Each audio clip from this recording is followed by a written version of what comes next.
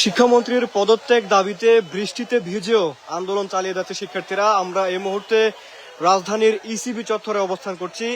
এইখানে যে চিত্রটি আমরা এই মুহূর্তে দেখতে পাচ্ছি, মুষলধারে বৃষ্টি হচ্ছে এবং বৃষ্টির মাঝেও শিক্ষার্থীরা তাদের অবস্থান থেকে সরে আসেনি। তারা কিন্তু অবরোধ চলমান রেখেছে। আমরা যেমনটি জানি, আজকে যেই এইচএসসি পরীক্ষাটি ছিল, সেই পরীক্ষা শেষ হওয়ার পরপরেই শিক্ষার্থীরা ইসিবি চত্বরে এসে জড়ো হতে শুরু করেন এবং একজন দুইজন করে একটু বড় সংখ্যক শিক্ষার্থীরা এই জায়গায় এসে জড়ো হন এবং তারা দুপুর 2:15 দিকে, অর্থাৎ দুপুর 2:15টার দিকে ইসিবি চত্বরে এসে জড়ো হয়ে তারা কিন্তু স্লোগান দিতে শুরু করে এবং সেখান থেকে এক পর্যায়ে 2:30টার দিকে তারা রাস্তায় নেমে আসেন এবং রাস্তায় নেমে এসে তারা কিন্তু অবরোধ শুরু করেন এবং রাস্তায় বিভিন্ন ট্রাফিক পুলিশের যেই সরঞ্জাম, সেই সরঞ্জাম দিয়ে কিন্তু তারা অবরোধ সৃষ্টি করেন এবং সেই অবরোধ এখনো চলমান রয়েছে। শিক্ষার্থীদের সেই অবরোধের ফলে কিন্তু ইসিবি চত্বরের যে চতুর্দিকে রাস্তা রয়েছে, সেই রাস্তায় যান চলাচল বন্ধ রয়েছে এই মুহূর্তে। যদিও একটি দুইটি গাড়িকে ইমার্জেন্সি জরুরি ভিত্তিতে শিক্ষার্থীরা ছেড়ে দিচ্ছেন, কিন্তু বেশিরভাগ গাড়ি কিন্তু বর্তমানে আটকে রয়েছে এবং যান চলাচল বন্ধ রয়েছে। আপনারা যে চিত্র এই মুহূর্তে দেখতে পাচ্ছেন, মুষলধারে বৃষ্টি হচ্ছে এবং এই বৃষ্টির মাঝে ভিজে ভিজে শিক্ষার্থীরা তাদের আন্দোলন চালিয়ে যাচ্ছেন শিক্ষামন্ত্রীর পদত্যাগের দাবিতে।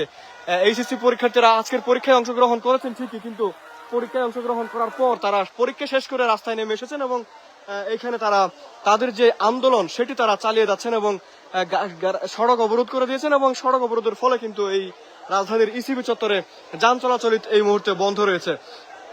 যে চিত্র আপনারা এই মুহূর্তে দেখতে পাচ্ছেন, এখানে শিক্ষার্থীরা বৃষ্টিতে ভিজে অবস্থান নিয়েছেন এবং তারা গাড়িগুলোকে আটকে দিচ্ছেন এবং যদি জরুরি ভিত্তিতে যে কোনো গাড়িকে যেতে দিতে হয় তাহলে সেই গাড়ি ছাড়া বাকি গাড়িগুলোকে তারা কিন্তু ঠিকই আটকে দিয়েছেন। এই মুহূর্তে আমরা একটি প্রাইভেট কারের সাথে শিক্ষার্থীদের বাক বিতণ্ডার চিত্র দেখতে পাচ্ছি। তারা প্রাইভেট কারটি সম্ভবত সামনে যাওয়ার চেষ্টা করছিল এবং শিক্ষার্থীরা সেটিকে আটকে দিয়েছে এবং তাদের সাথে গাড়ির যে চালক, তাদের বাক বিতণ্ডা হচ্ছে সেই চিত্র দেখতে পাচ্ছি।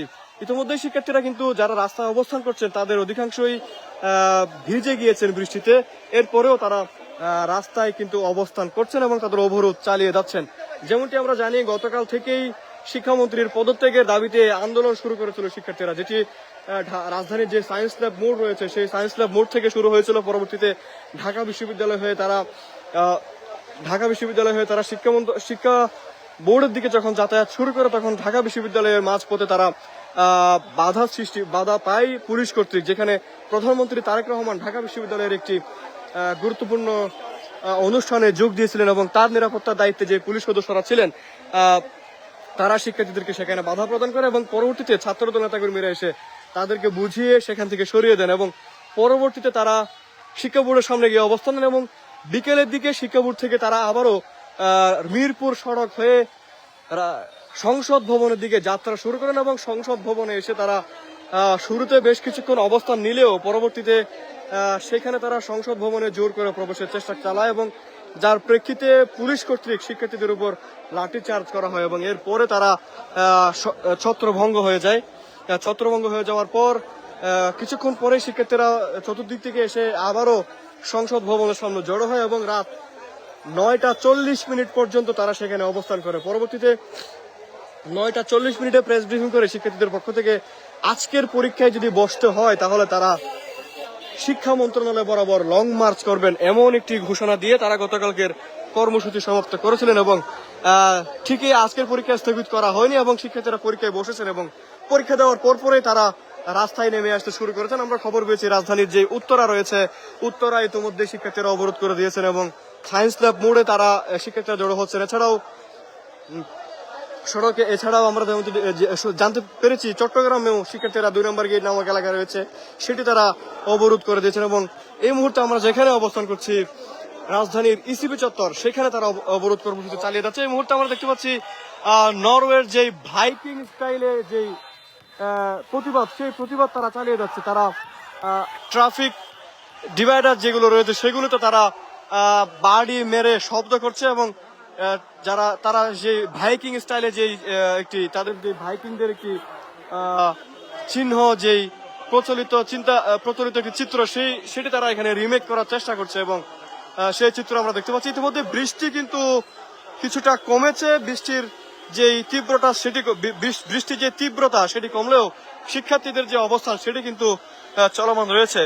বেশ কিছুক্ষণ আগে মুষলধারে বৃষ্টি হয়েছে এবং বৃষ্টিতে শিক্ষার্থীরা বলতে গেলে সকলেই ভিজে গিয়েছেন এবং কিছু শিক্ষার্থী আশেপাশে জায়গায় অবস্থান নিলেও বৃষ্টি কমার সাথে সাথে তারা আবারও রাস্তায় নামতে শুরু করেছেন এবং শিক্ষার্থীদের যেই অবস্থান কর্মসূচি এবং অবরোধ কর্মসূচি সেটি চলমান রয়েছে। আমরা দেখতে পাচ্ছি একদিকে বর্তমানে অবরোধ কর্মসূচি চলমান থাকলেও এই মুহূর্তে খুলে দেওয়া হচ্ছে সেই চিত্র আমরা দেখতে পাচ্ছি।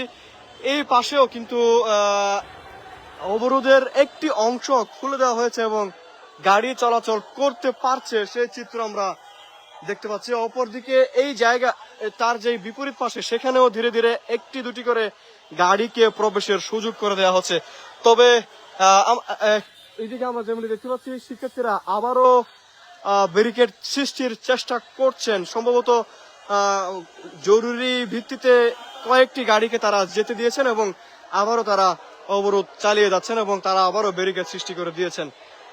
শেষ পর্যন্ত যেই চিত্র আমরা আপনাদের দেখানোর চেষ্টা করছিলাম, দুপুর 2:15 দিকে ইসিবি চত্বরে শিক্ষার্থীরা তাদের যে অবস্থান কর্মসূচি সেটি শুরু করে এবং 2:30 দিকে এসে সেটি অবরোধ কর্মসূচিতে রূপ নেয় এবং বেশ কিছুক্ষণ আগে মুষলধারে বৃষ্টি হয়েছিল, সেই বৃষ্টিতে শিক্ষার্থীরা বলতে গেলে ভিজে গিয়েছে এবং বৃষ্টিতে ভিজেই তারা অবরোধ কর্মসূচি চালিয়ে গিয়েছে। এখনো গুড়ি গুড়ি বৃষ্টি হচ্ছে কিন্তু শিক্ষার্থীদের অবস্থান কর্মসূচিও চলমান রয়েছে।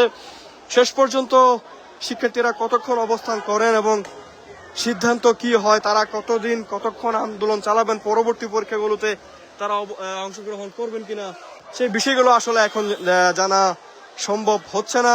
সেজন্য আমাদেরকে অবস্থান করতে হবে আরো সময়। আমাদের সাথে থাকার জন্য সকলকে ধন্যবাদ জানাচ্ছি।